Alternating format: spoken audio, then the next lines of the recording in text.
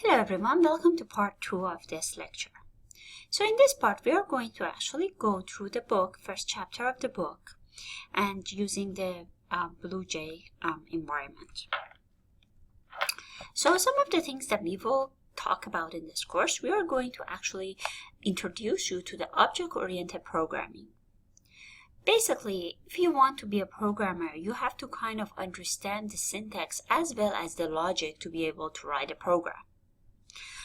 You also need to know concept of object-oriented programming for software engineering, and as well as design and develop the softwares.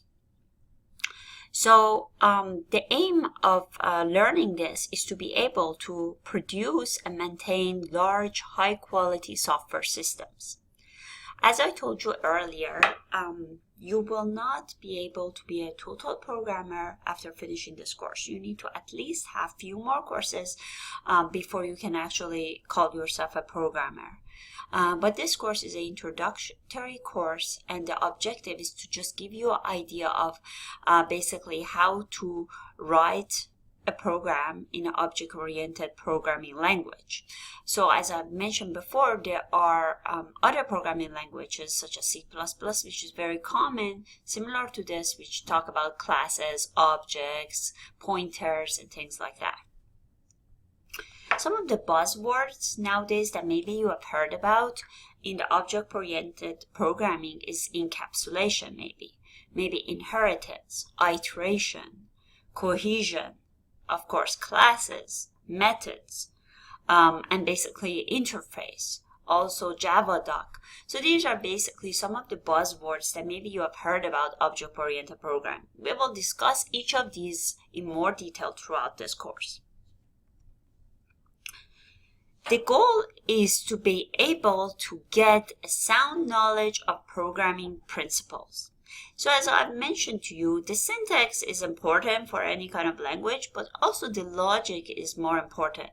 So maybe you can even write it in like the pseudocode language and just convert that to the Java, C++, or any other programming languages. And also the focus on it is on object orientation. So we are also going to talk about some of the qualities of software systems, and also we will be able to implement a small software system in Java after finishing this course. The book that we are using is this new edition. As I mentioned before, we changed the edition. Just the bookstore ordered a new one, so I decided, oh, why not? Let's just adopt this book.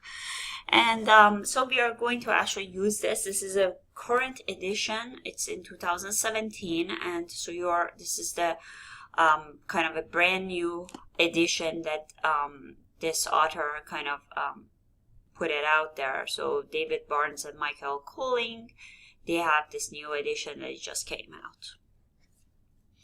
So basically some of the things that we will talk about objects, we will talk about classes, we will talk about class definition, we will talk about how objects can be interacted with each other.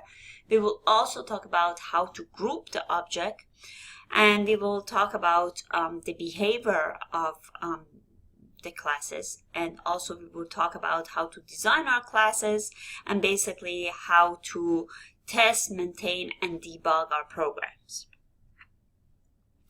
The other part of the course that gets more advanced is we are going to talk about inheritance, polymorphism. We will also talk about the flexible class structure, and also we will talk about how to build a GUI interface. Also, we will talk about how to handle errors and design applications. So this is kind of a little bit more advanced, the second part of this course.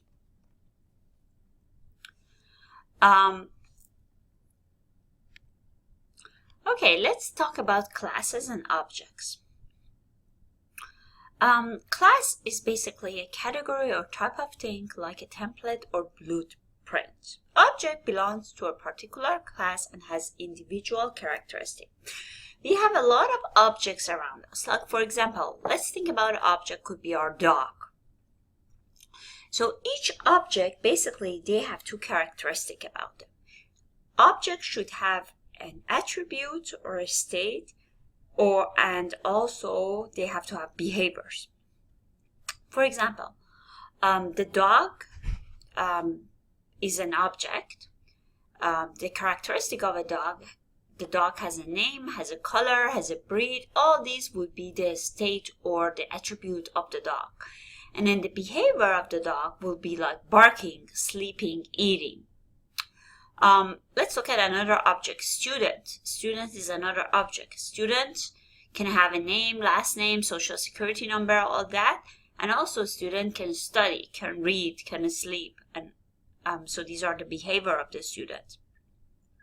So we can put a group of objects into a class. So we could have a class of a student, a class of dog, a class of teachers. So you cannot mix a student with a teacher in the same class. So basically, the class of students will have all those objects that have the same attributes, that have the same kind of a blueprint that build up that class.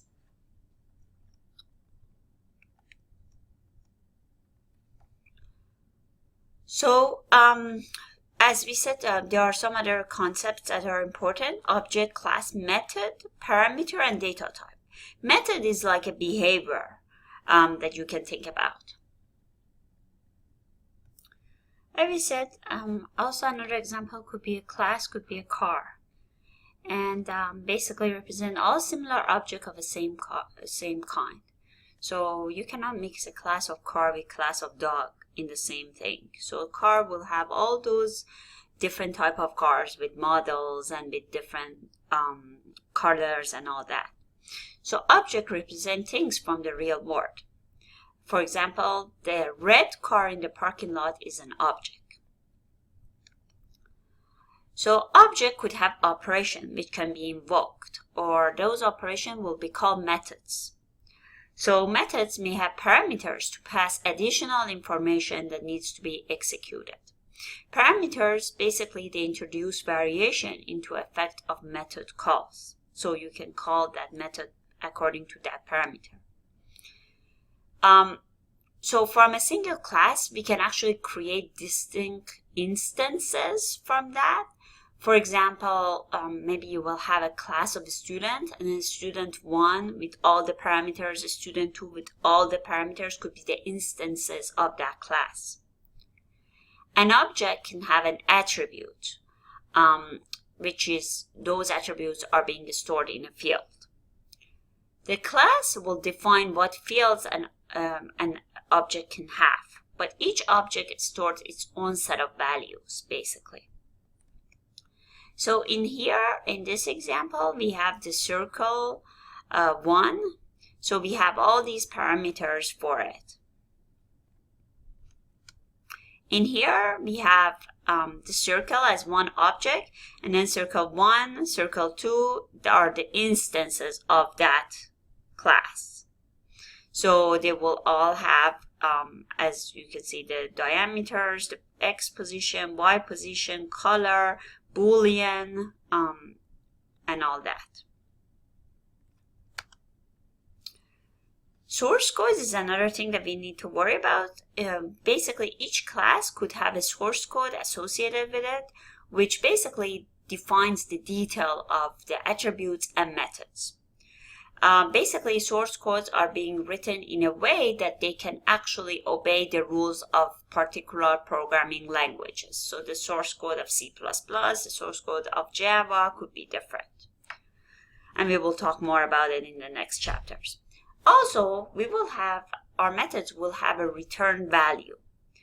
All the methods, they will have void return types maybe, but some of them in the project figures, when you go and look at the project folder that we have downloaded from the book, you can look at the figures, and all those methods, they have the return type as void, but also a method could have a non-void return type as well, which we will talk more in next chapter as well.